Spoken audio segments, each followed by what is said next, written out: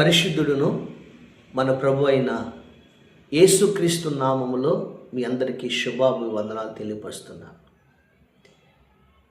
నువ్వు కూడా ఇలా చేసి చూడు, ఊహించినటువంటి అద్భుతం, ఊహించినటువంటి ఒక కార్యం నీ జీవితంలో చూస్తావు. ఈరోజే ఆ కార్యం నువ్వు చూస్తావు. ఒక పాల బకెట్లోనంట నిండుగా ఉన్నటువంటి పాలుతో నిండి ఉన్నటువంటి ఆ పాల బకెట్లో 2 కప్పలు అన్ఎక్స్పెక్టెడ్గా పడిపోయినాయట. అయితే నిండుగా ఉన్నటువంటి ఆ పాలలో అవి బయటికి రావటానికి ప్రయత్నం చేస్తూ ఆ చుట్టూ తిరుగుతూ ఉన్నాయి, కానీ అవి పైకి రాలేకపోతున్నాయి. ఎంత ప్రయత్నం చేసినా గంటలు నిమిషాలు అలా ప్రయత్నం చేస్తున్నప్పటికీ అది బయటికి రాలేకపోతున్నాయి. అప్పుడు ఒక కప్ప అంది, ఇక నా వల్ల కాదు, నేను అలసిపోయాను, ఇక మరణం తప్ప నా జీవితంలో మరొక మార్గము లేదు, ఇక నేను అలసిపోయాను, నేను ఈత కొట్టలేను అని ఆ కప్ప ఇక మౌనం అయిపోయింది.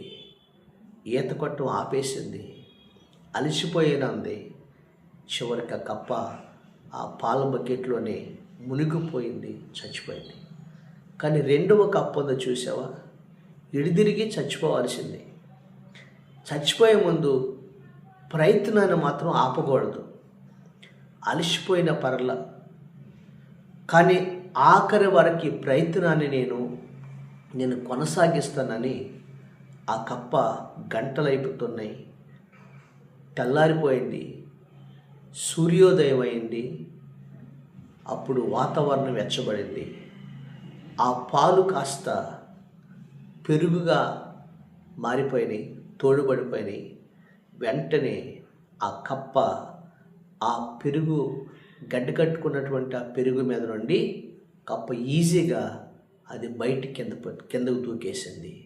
తన ప్రాణాలు కాపాడుకుంది. అమ్మయ్య అని తన ప్రాణాలు కాపాడుకొని ఆ కప్ప బ్రతికి బయటపై వెళ్ళిపోయింది.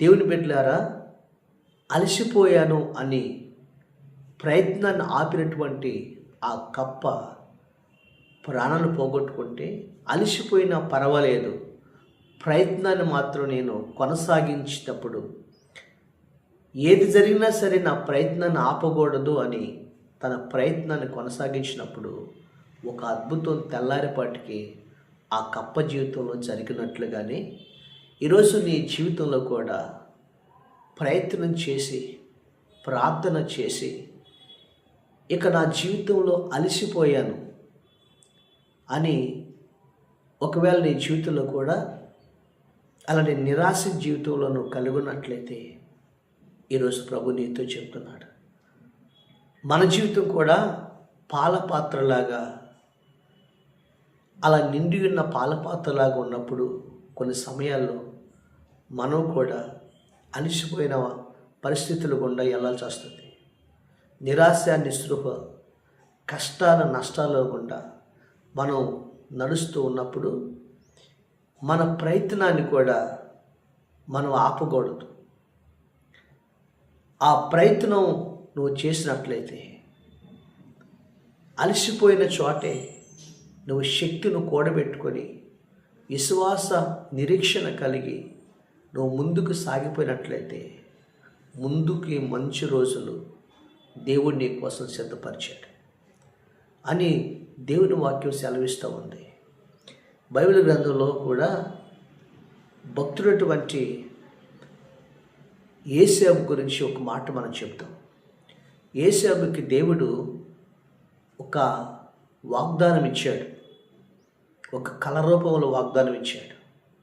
రాబో దినాల్లో నువ్వు ఒక గొప్ప అధిపతి అవుతావు, నీ అన్నలందరూ కూడా నీకు సాగిల పడతారు అని వాగ్దానం ఇచ్చాడు. ఆ విషయం అన్నలకు చెప్పాడు, తండ్రి తల్లికి చెప్పాడు. కానీ తండ్రి సంతోషించాడు, కానీ అన్నలు ఆ హృదయంలో పెట్టుకుని అసూయ పెంచుకున్నారు. ఒకరోజు యోసేపు అన్నలకి ఆహారాన్ని తీసుకొచ్చినప్పుడు అన్నలందరూ కూడా యోసేపు మీద అసూయపడి, ఈడు మనకు అధిపతి అవుతాడంట, కలలు గనేవాడు వస్తున్నాడని ఆలోచించి దురాలోచన కలిగి యోసేపు దగ్గరకు వచ్చిన వెంటనే, ఎరా నువ్వు మమ్మల్ని వేలబడి చేస్తావా, మాకు అధిపతిగా ఉంటావా, మేము నీ కింద సాగిలి పడాలా, నీ కలలు ఏమవుతాయో, నీ అధిపతి ఏమవుతాయో ఈరోజు నువ్వు చూద్దుగా నన్ను వచ్చి యోసేపు 2 చేతులు కట్టి అతని తండ్రి తనకి కట్టినటువంటి అంగీని తీసివేసి యోసేపుని ఏం చేశారంటే ఒక నీళ్లు లేని గుంటలో పడవేశారు. అది మనం ఆదికాండంలో మనం చూస్తాం. నీళ్ళు లేని గుంటలో పడేశారు. యోసేపు బతిలాడు, అన్నలారా నేను ఏం చేశాను అన్నలారా. అప్పుడు పైన అన్నలు అన్నది ఏంటంటే, ఆ రోజంతా ఆ రాత్రంతా కూడా యోసేపు ఆ గోతిలో ఉన్నాడు. కానీ యోసేపు మాత్రం అలసిపోయిన ఒకే ఒక నిరీక్షణ ఉంది, ఒకే ఒక వాగ్దానం ఉంది. నా దేవుడు నాకు తోడై ఉంటాడు, నా దేవుడు ఖచ్చితంగా నన్ను విడిచిపెట్టడానికి ఒక నిరీక్షణ ఉంది. రాత్రి అంతా కూడా నీరు లేని ఆ గుంటలోనే ఉన్నాడు. వస్త్రాలు లేవు, నీరు లేని గుంటలో ఉన్నాడు. తెల్లవారిపడుకు అద్భుతం జరిగింది. ఏంటో తెలుసా? అక్కడ చూసినట్లయితే ఆదికాండము 37వ అధ్యాయం మనం చూసినట్లయితే 24వ వచనం, యోసేపు అతన్ని పట్టుకొని గుంటలో పడద్రోసేది. ఆ గుంట ఒట్టేది, అందులో నీళ్ళు లేవు. వారు భోజనం చేయి కూర్చుని కళ్ళెత్తి చూడగా ఐగుప్తునకు తీసుకుని పోవుటకు గుగ్గిలము మస్తకియు బోలమును మోయిచున్న ఒంటెలతో ఇష్మాయేలైన మార్గస్థులు గిలాదు నుండి వచ్చి ఉండేది. అప్పుడు యోధా, మనం సహోదరుని చంపి వాడిని మరణము దాచిపెట్టిన వల్ల మనకి ఏం ప్రయోజనం? ఈ ఇష్మాయేలుకు వాడిని అమ్మివేయదము రండి, వాడు మన సహోదరుడు, మన రక్త సంబంధి కదా, వానికి హాని ఏమీ చేయరాదని తన సహోదరులతో చెప్పాను. అందుకు వారి సహోదరులు సమ్మతించింది. మిద్యానులైన వర్తకులు ఆ మీదుగా వెలుచుండగా వారు ఆ గుంటలో నుండి యోసేపును పైకి తీసి ఇష్మాయేలుకు 20 తులముల వెండికి అతను అమ్మివేశారు. వారు యోసేపును ఐగుప్తు దేశం తీసుకెళ్ళారు. తెల్లవారిపాటికి ఒక అద్భుతం జరిగింది. దేవుని స్తోత్రం. దేవుని ప్రణాళిక జరిగింది. యోసేపు రాత్రంతా ఊపు పట్టాడు. రాత్రంతా కూడా చూశాడు. ఉదయకాలం అయింది. యోసేపు జీవితం ఏం జరుగుతుందండి?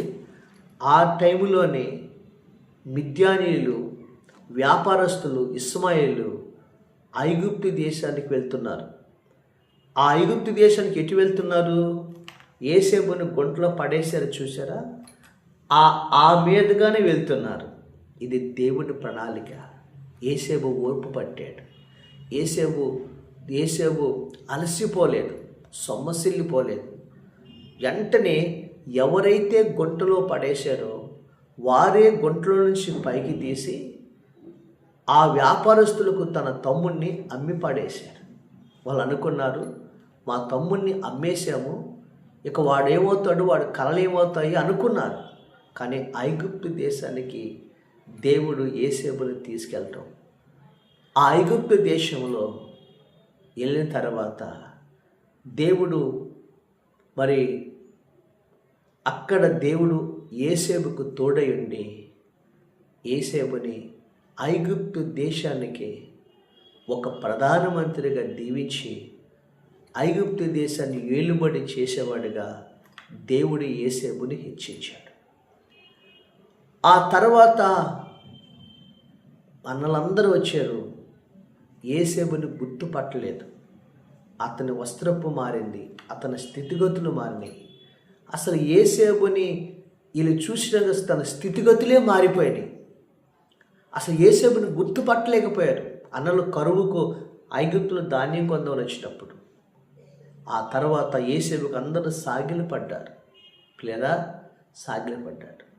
ఆ తర్వాత యోసేపు తెలియపరిచాడు, నేను మీ సహోదరుని తెలియపరిచాడు, కౌగలించుకున్నాడు. ఆ తర్వాత దైవ ప్రణాళిక జరిగింది. ఆ తర్వాత తన తండ్రిని తీసుకొచ్చారు, యోసేపునకు అధిపతిగా చేశాడు.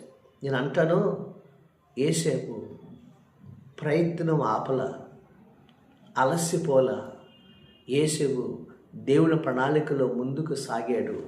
అతని మార్గాలన్నీ దేవుడు సరళం చేశాడు. దేవుడి ఉద్దేశం నెరవేర్చాడు. చెప్పమంటారా? ఎవరైతే గోతులో పడేశారో వారే పైకి తీశారు. ఎప్పుడైతే దేవుడి ప్రణాళిక ఉందో అప్పుడు ఇస్మాయిల్ వచ్చారు. అన్ని సమస్తము సమకూడి జరిగిపోయినాయి. యేసేపుని దేవుడు ఆశ్రయించాడు. ప్రియమైన దేవుడి బిడ్డలారా, నీ జీవితంలో కూడా నా జీవితంలో కూడా దేవుడి చిత్తంలో నీవు అలసిపోవద్దు. అలసిపోతే ఆ కప్పలాగా మునిగిపోతావు, సమస్తాన్ని కోల్పోతావు. నువ్వు అలసిపోకుండా దేవుని సన్నిధిలో నువ్వు ప్రయత్నాన్ని ముందుకు సాగించు. ఈ రోజున అప్పుల్లో అలసిపోయావు, ఈ రోజున ఏ ప్రయత్నంలో నువ్వు అలసిపోయావు, ఉద్యోగ ప్రయత్నంలో అలసిపోయావా, వివాహమయ్యి ఇదిగో ఇన్ని సంవత్సరాలు అయింది, కనీసం ఒక బిడ్డ పుట్టలేదని బాధపడుతున్నావా? నీ జీవితంలో నా బిడ్డకు వివాహం విషయమై ప్రయత్నం చేస్తున్నాను, మంచి సంబంధం దొరకలేదని ప్రయత్నం చేస్తున్నావా? శ్రేష్టమైన వాటిని దేవుడు నీ కోసం సిద్ధపరిచాడు. ఓర్పుతో, నిరీక్షణతో, విశ్వాసంతో ముందుకు సాగిపో. అప్పుల నుంచి విడుదల ఉంటుంది. శ్రేష్టమైన ఉద్యోగాన్ని సిద్ధపరిచాడు. క్షేమకరమైన దీర్ఘాయువుని దేవుడికి ఇవ్వబోతున్నాడు. నేను స్వస్థపరుస్తున్నాడు. ఇదిగో వాగ్దాన పుత్రుడు నీకు దేవుడు వరంగా నీకు దయచేయబోతున్నాడు. ఈ రోజున జీవము కలిగిన దేవుడు అలసిపోవద్దు. నీ జీవితంలో ముందుకు సాగిపో. ఈరోజు నీ జీవితంలో ఒక అద్భుతం జరిగింది. తెల్లవారిపాటికి యేసేపు జీవితంలో అద్భుతం జరిగినట్లుగా నీ జీవితంలో కూడా ముందుకు నీకు మంచి గతి రాబోతుంది. దేవుడు మంచి స్థితిని ఇవ్వబోతున్నాడు.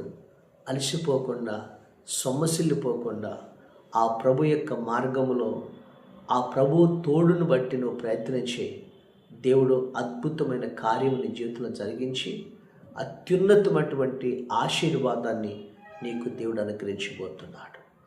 దేవుడి వాక్యము దీవించునుగాక. చూడండి, 40వ కీర్తన 2వ వచనం చూసినట్లయితే, నాశనకరమైన గుంటల నుండి, జిగటగల దొంగ ఊబుల నుండి అని నేను లేవనెత్తి నా అడుగులను బండ మీద స్థిరపరచును అంటాడు ఆయన. కీర్తనకారుడు అంటాడు. అలాగే నాశనకరమైన జిగటగల దొంగ ఊబులను పైకి లేవనెత్తినట్లుగానే, యేసేపుని పైకి లేవనట్లుగానే నిన్ను కూడా దేవుడు పైకి లేవనెత్తును గాక. ఆమె పరిశుద్ధుడు అయిన మా తండ్రి, ఈ వాక్యం విన్న మా అందరి జీవితాల్లో ప్రభు ఈరోజే అలాంటి అద్భుతమైన కార్యాన్ని జరిగించమని, అలసిపోకుండా ముందుకు సాగిపోయి గొప్ప ఆశ్చర్యకార్యం ఈ బిడ్డల జీవితంలో జరిగించమని, యేసు క్రీస్తు నామములో ఏటి కోసమైతే ప్రయత్నం చేస్తున్నారో ఆ ప్రయత్నాలన్నీ సఫలపరచమని యేసు నామమున చున్నాము తండ్రి.